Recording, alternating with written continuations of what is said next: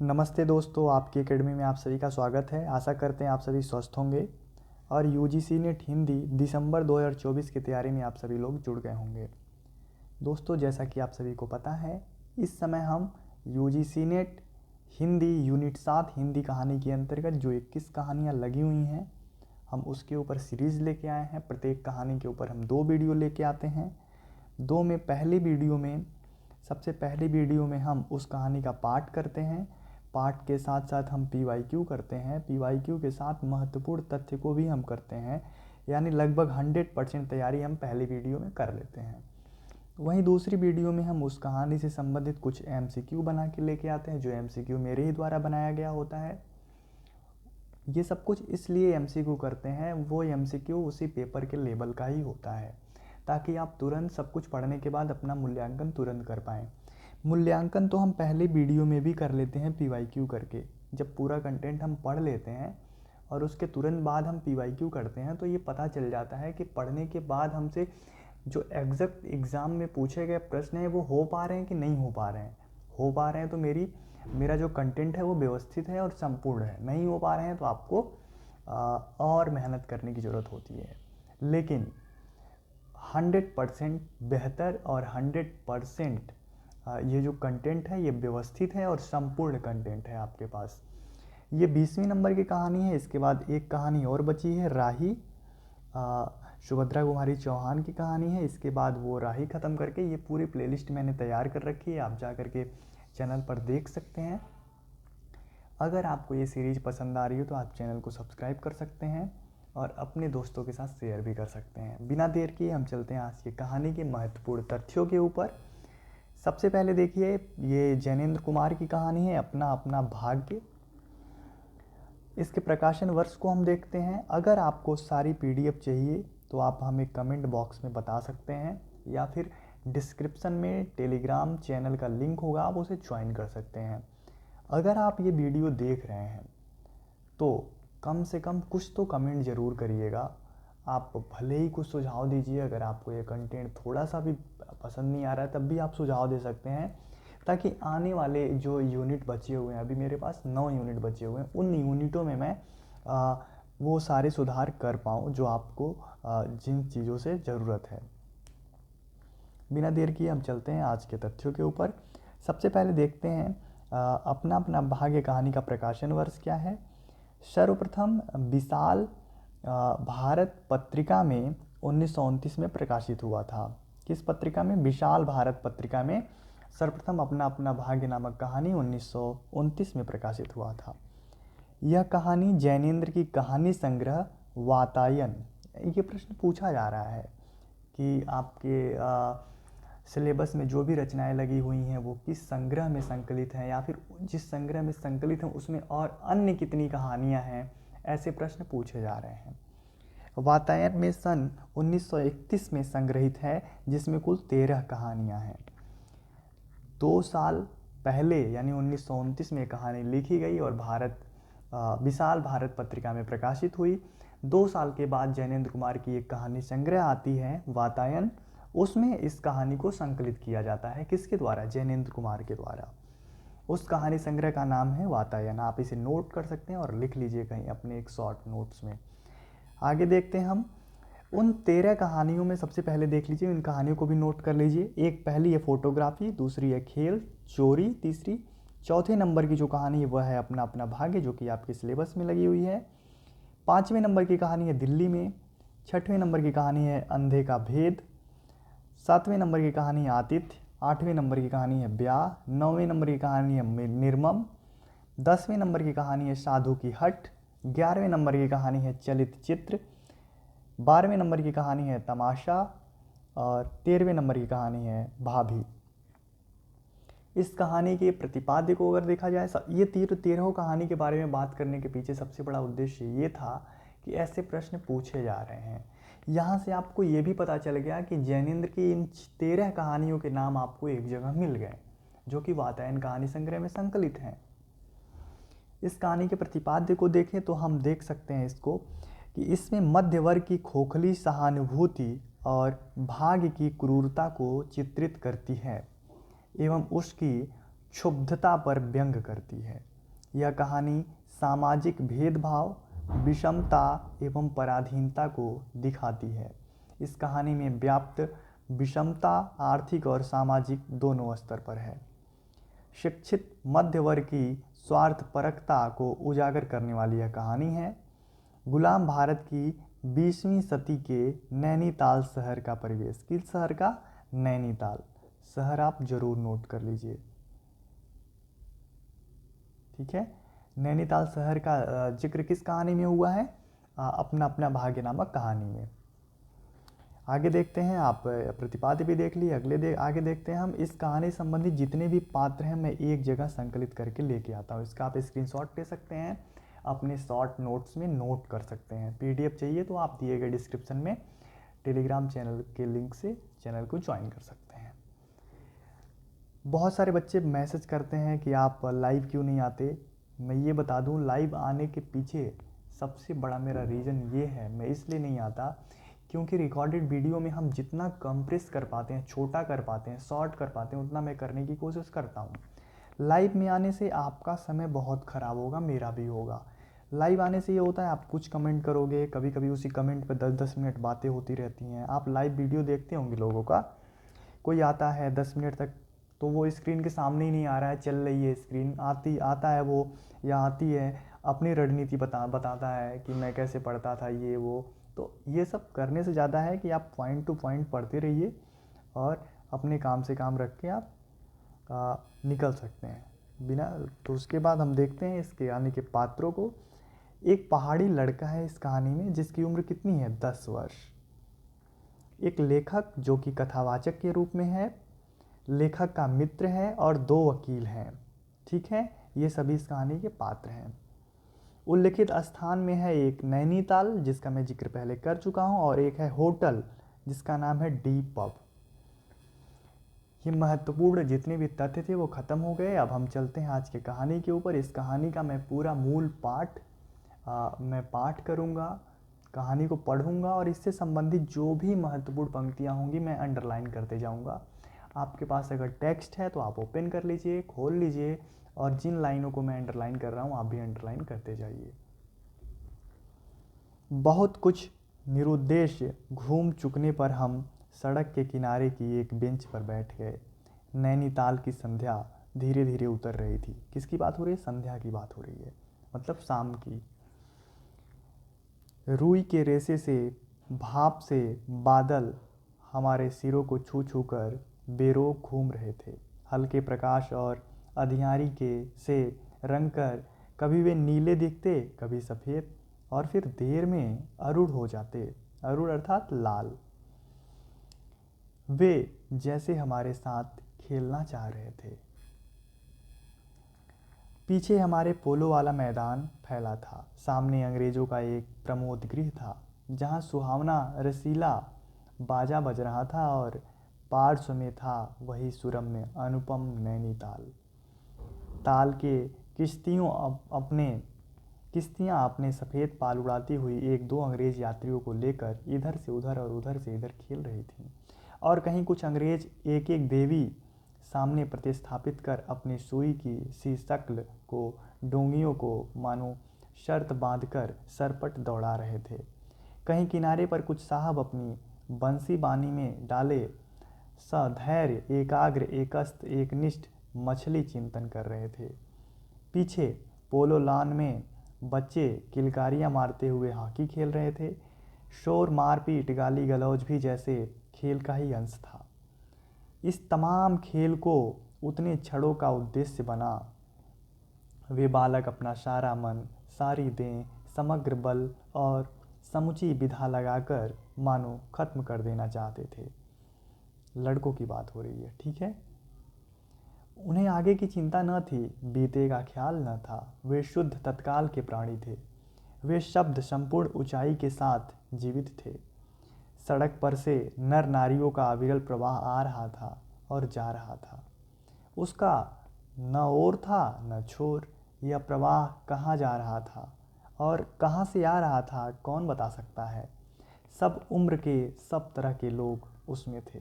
मानो मनुष्यता के नमूनों का बाजार सजकर सामने से इठलाता निकला चला जा रहा हो। अधिकार गर्व में तने अंग्रेज उसमें थे और चीथड़ों से सजे घोड़ों की बाग थामे वे पहाड़ी उसमें थे, जिन्होंने अपनी प्रतिष्ठा और सम्मान को कुचलकर शून्य बना लिया है और जो बड़ी तत्परता से दुम हिलाना सीख गए हैं। भागने, खेलने, हंसने, शरारत करते लाल लाल अंग्रेज बच्चे और पीली पीली आंखें फाड़े पिता की उंगली पकड़कर चलते हुए अपने हिंदुस्तानी नैनीहाल भी हैं। अंग्रेज पिता थे जो अपने बच्चों के साथ भाग रहे थे, हंस रहे थे और खेल रहे थे। उधर भारतीय पितृदेव भी थे जो बुजुर्गी को अपने चारों तरफ लपेटे धन संपदा के लक्षणों का प्रदर्शन करते हुए चल रहे थे। अंग्रेज रमणियाँ थीं जो धीरे धीरे नहीं चलती थीं, तेज चलती थीं। उन्हें न चलने में थकावट आती थी, न हंसने में लाज आती थी। कसरत के नाम पर घोड़े पर भी बैठ सकती थीं और घोड़े के साथ जरा जी होते ही किसी हिंदुस्तानी पर कोड़े भी फटकार सकती थीं। वे दो दो तीन तीन चार चार की टोलियों में निशंक निरापद इस प्रवाह में मानो अपने स्थान को जानती हुई सड़क पर चली जा रही थी। उधर हमारी भारत की कुल लक्ष्मियाँ सड़क के बिल्कुल किनारे किनारे दामन बचाती और संभालती हुई साड़ी के कई तहों में सिमट सिमट कर लोक लाज, स्त्रीत्व और भारतीय गरिमा के आदर्श को अपने परिवेष्टनों में छिपाकर सहमी सहमी धरती में आंख गाड़े कदम कदम बढ़ रही थीं। इसके साथ ही भारतीयता का एक और नमूना था। अपने कालेपन को खुरच खुरच कर बहा देने की इच्छा करने वाला अंग्रेजी दा पुरुषोत्तम भी थे, जो नेटिवों को देखकर मुंह फेर लेते थे और अंग्रेज को देखकर आंखें बिछा देते थे और दुम हिलाने लगते थे। वैसे वे अकड़कर चलते थे मानो भारत भूमि को इसी अकड़ के साथ कुचल कुचल कर चलने का उन्हें अधिकार मिला है। 2 घंटे के घंटे सरक गए, अंधकार गाढ़ा हो गया, बादल सफ़ेद होकर जम गए, मनुष्यों का वह तांता एक एक कर छिड़ हो गया। अब इक्का दुक्का आदमी सड़क पर छतरी लगाकर निकल रहा था। हम वहीं के वहीं बैठे थे। सर्दी सी मालूम हुई, हमारे ओवरकोट भीग गए थे। पीछे फिरकर देखा, यह लान बर्फ की चादर की तरह बिल्कुल स्तब्ध और शून्य पड़ा था। सब सन्नाटा था। तल्लीलाल की बिजली की रोशनियाँ दीप मल्लिका से जगमगा रही थीं। वह जगमगाहट 2 मील तक फैले हुए प्रकृति के जल दर्पण पर प्रतिबिंबित हो रही थी और दर्पण का कांपता हुआ लहरें लेता हुआ वह जल प्रतिबिंबों को 100 गुना 1000 गुना करके उनके प्रकाश को मानो एकत्र और पूंजीभूत करके व्याप्त कर रहा था। पहाड़ों के सिर पर भी रोशनियां तारों सी जान पड़ती थीं। हमारे देखते देखते एक घने पर्दे ने आकर इन सबको ढक दिया। रोशनियां मानो मर गईं, जगमगाहट लुप्त हो गईं। वे काले काले भूत से पहाड़ भी सफ़ेद पर्दे के पीछे छिप गए। पास की वस्तु ही ना दिखने लगी, मानो यह घनीभूत प्रलय थी। सब कुछ इस घनी गहरी सफ़ेदी में दब गया। एक शुभ्र महासागर ने फैलकर संस्कृति के सारे अस्तित्व को डुबो दिया। ऊपर नीचे चारों तरफ वह निर्भेद्य सफ़ेद शून्यता भी फैली हुई थी। ऐसा घना कोहरा हमने कभी न देखा था। वह टप टप टपक रहा था। मार्ग अब बिल्कुल निर्जन हुआ था। वह प्रवाह न जाने किन घोंसलों में जा छिपा था। उस बृहदाकार शुभ्र शून्यों में कहीं से 11 बार टन टन हो उठा, जैसे कहीं दूर कब्र में से आवाज़ आ रही हो। हम अपने होटलों के लिए चल दिए। तीन रास्ते में 2 मित्रों का होटल था। दोनों, ये तीसरा पार्ट है, ठीक है, मतलब ऐसे ही पार्ट में बांट देते हैं।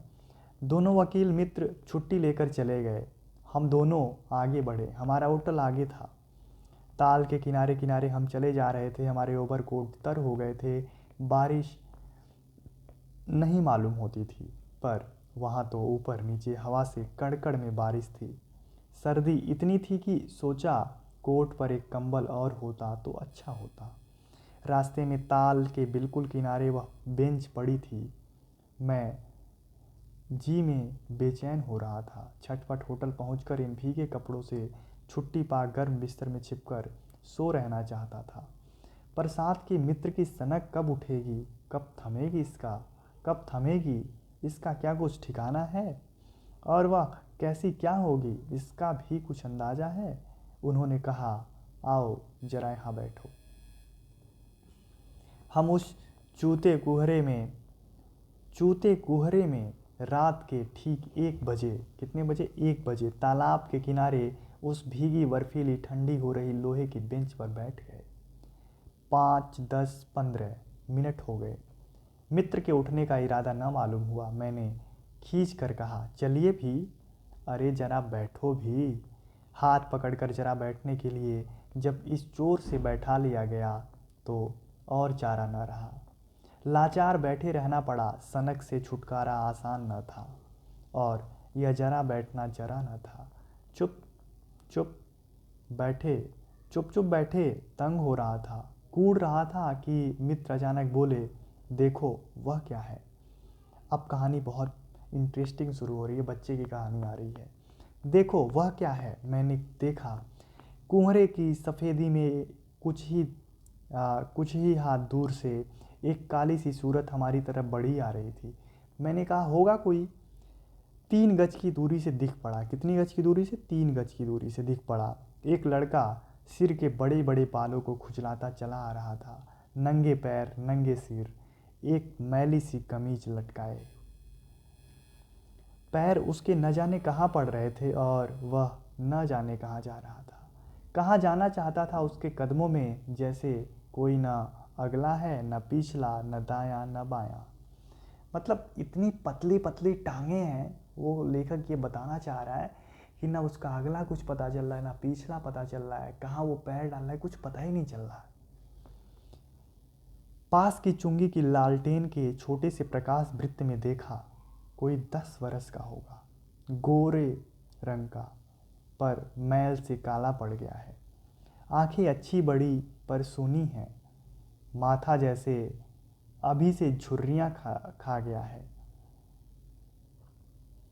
वह हमें न देख पाया।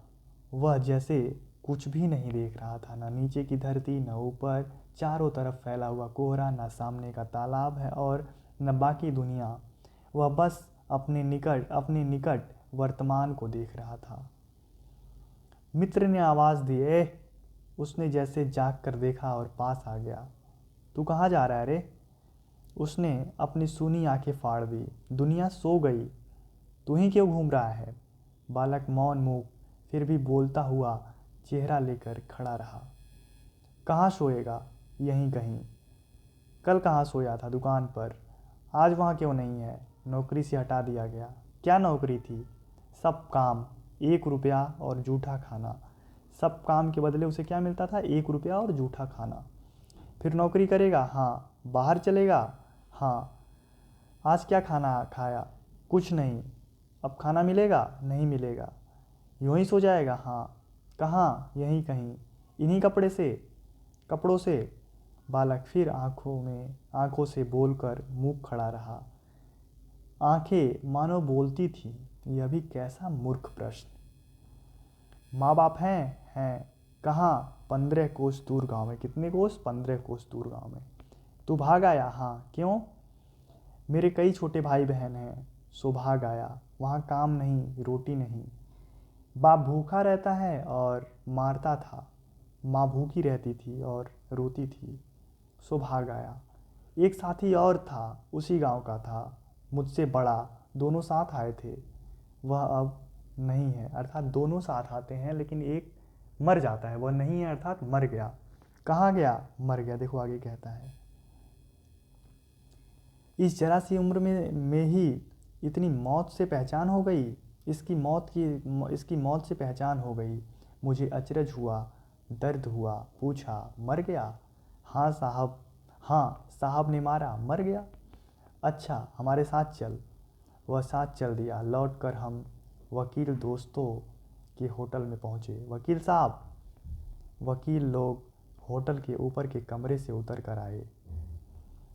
कश्मीरी दोशाला लपेटे थे, मोजे चढ़े, पैरों में चप्पल थी, स्वर में हल्की सी झुंझलाहट थी, कुछ लापरवाही थी। ओहो, फिर आप कहिए, आपको नौकर की ज़रूरत थी ना? देखिए यह लड़का, कहाँ से लाए? इसे आप जानते हैं? जानता हूँ, यह बेईमान नहीं हो सकता। अजी, यह पहाड़ी बड़े शैतान होते हैं, बच्चे बच्चे में गुण छिपे रहते हैं। आप भी क्या अजीब हैं, उठा लाए कहीं से। लो जी, नौकर लो। मानिए तो यह लड़का अच्छा निकलेगा, आप भी। जी, बस खूब है। ऐरे गैरे को नौकर बना लिया जाए, अगले दिन वह ना जाने क्या क्या लेकर चंपत हो जाए। आप मानते ही नहीं, मैं क्या करूं? माने क्या खाक, आप भी। जी, अच्छा मजाक करते हैं। अच्छा, अब हम सोने जाते हैं। और वे 4 रुपए रोज के किराए वाले कमरे में सजी मसहरी पर सोने झटपट चले गए। चौथा पार्ट है इसका, ठीक है। वकील साहब के चले जाने पर होटल के बाहर आकर मित्र ने अपनी जेब में हाथ डालकर कुछ टटोला, पर झट कुछ निराश भाव से हाथ बाहर कर मेरी ओर देखने लगे। क्या है, मैंने पूछा। इसे खाने के लिए कुछ देना चाहता था, अंग्रेजी में मित्र ने कहा, मगर 10-10 के नोट हैं। नोट ही शायद मेरे पास हैं, देखूं। सचमुच मेरे जेब में भी नोट ही हैं। हम फिर अंग्रेजी में बोलने लगे। इस लड़के के दांत बीच बीच में कटकटा उठते थे। कड़ाके की सर्दी थी। मित्र ने पूछा, तब? मैंने कहा, 10 का नोट ही दे दें। सकपका कर मित्र मेरा मुंह देखने लगा। अरे यार, बजट बिगड़ जाएगा। हृदय में जितनी दया है, पास में उतने पैसे नहीं हैं। जाने दो, यह दया ही इस जमाने में बहुत है। मैंने कहा। मित्र चुप रहे, जैसे कुछ सोचते रहे। फिर लड़के से बोले, अब आज तो कुछ नहीं हो सकता, कल मिलना। वह होटल डी पब जानता है, वहीं कल 10 बजे मिलेगा। हाँ, कुछ काम देंगे हुजूर? हाँ हाँ, ढोड़ दूंगा। तो जाऊं? लड़के ने निराश आशा से पूछा। हाँ। ठंडी सांस खींचकर मित्र ने कहा। कहाँ सोएगा? यहीं कहीं बेंच पर, पेड़ के नीचे, किसी दुकान की भट्ठी में। बालक कुछ ठहरा। मैं असमंजस में रहा। तब वह प्रेत गति से एक ओर बढ़ा और कुहरे में मिल गया। हम भी होटल की ओर बढ़े।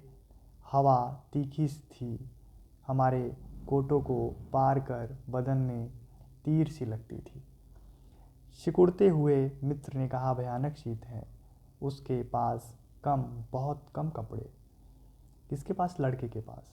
यह संसार है यार, मैंने स्वार्थ की फिलॉसफी सुनाई। चलो, पहले बिस्तर में गर्म हो लो, फिर किसी और की चिंता करना। उदास होकर मित्र ने कहा, स्वार्थ? जो कहो, लाचारी कहो, निठुराई कहो या बेहयाई। दूसरे दिन नैनीताल स्वर्ग के किसी काले गुलाम पशु के दुलारे का वह बेटा, वह बालक निश्चित समय पर हमारे होटल डी पब में नहीं आया। ठीक है। हम अपनी नैनीताल सैर खुशी खुशी ख़त्म कर चलने को हुए। उस लड़के की आस लगाते बैठे रहने की ज़रूरत हमने न समझी। मोटर में सवार होते ही थे कि यह समाचार मिला कि पिछली रात एक पहाड़ी बालक सड़क के किनारे पेड़ के नीचे ठिठुर कर मर गया।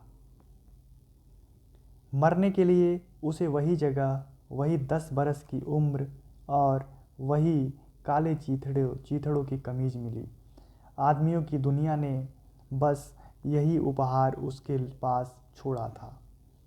पर बताने वालों ने बताया कि गरीब के मुंह पर, छाती, मुट्ठी और पैरों पर बर्फ़ की हल्की सी चादर चिपक गई थी। देखिए, बर्फ़ की हल्की सी चादर चिपक गई थी, मानो दुनिया की बेहयाई ढकने के लिए प्रकृति ने शव के लिए सफ़ेद और ठंडे कफन का प्रबंध कर दिया था। मतलब क्या व्यंग है। जो शरीर के ऊपर इतनी ठंड थी वहाँ पर कि जब वो मर जाता है तो उसके ऊपर एक सफ़ेद चद्दर बर्फ़ की फैल जाती है। तो लेखक उसे कह रहा है कि उसको प्रकृति ने एक कफन भी दे दिया था सफ़ेद कलर का। सब सुना और सोचा अपना अपना भाग्य। लास्ट में लोग यही कहते हैं ना, अपना अपना भाग्य। कहानी का पाठ यहीं समाप्त हुआ। अब कहानी संबंधित एक MCQ है, उसे कर लेते हैं। PYQ है, सॉरी। यह देखिए, UGC नेट हिंदी दिसंबर 2022 में यह प्रश्न पूछा गया था शिफ्ट 2 में। इसे देखिए, निम्नांकित कथनों के संदर्भ में विचार कीजिए। अपना अपना भाग्य कहानी पति से बिछड़ी हुई स्त्री की आप बीती के रूप में चित्रित है। बिल्कुल गलत, ऐसा कुछ है ही नहीं है। यानी ए जिसमें भी आप उसे कट कर सकते हैं। अब आपके सामने केवल 2 ऑप्शन है, C और D।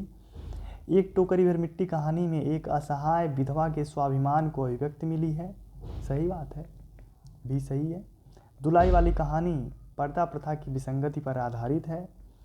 राही कहानी गांव और शहर के संघर्ष का पर केंद्रित है। कानों में कंगना तत्कालीन सामंती परिवेश में पत्नी और वेश्या के प्रति प्रेम की टकराहट पर आधारित एक भावुकतापूर्ण कहानी है। बिल्कुल सही है। E, B और E सही है। C और D में देखते हैं। दुलाई वाली कहानी पर्दा प्रथा की विसंगति पर आधारित है। बिल्कुल सही है, C, यानी इसका ऑप्शन C होगा। आप देख सकते हैं C, B, C और E। PYQ और भी हैं इससे संबंधित। अगले वीडियो में हम मिलते हैं MCQ के साथ। दोस्तों, अगर आपको ये वीडियो पसंद आई है, आपको ये पूरा सीरीज़ पसंद आ रहा है, तो आप चैनल को सब्सक्राइब कर सकते हैं, अपने दोस्तों के साथ शेयर कर सकते हैं, और आगे के यूनिटों पर वीडियो पाने के लिए, कंटेंट पाने के लिए आप अपने बेल आइकन को भी प्रेस कर सकते हैं। धन्यवाद। आप स्वस्थ रहिए और देखते रहिए आपकी एकेडमी।